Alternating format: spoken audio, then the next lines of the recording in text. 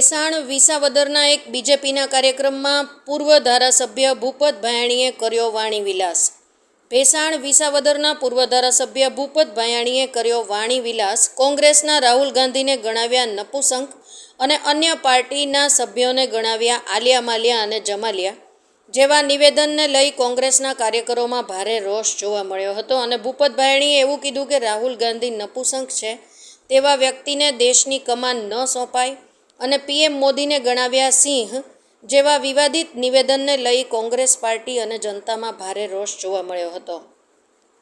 હજી તો રૂપાલાએ કરેલ વિવાદિત વાણી વિલાસનો રોષ શમ્યો નથી, ત્યાં જૂનાગઢ જિલ્લામાં ભાજપના ટોચના બે આગેવાનો જૂનાગઢ જિલ્લાના બીજેપીના જિલ્લા પ્રમુખ કિરીટ પટેલ અને ભેસાણ વિસાવદરના પૂર્વ ધારાસભ્ય ભૂપત ભાયાણીએ કરેલ વિવાદિત વાણી વિલાસથી જૂનાગઢ જિલ્લાના કોંગ્રેસ કાર્યકરો અને જનતામાં ભારે રોષ જોવા મળી રહ્યો છે.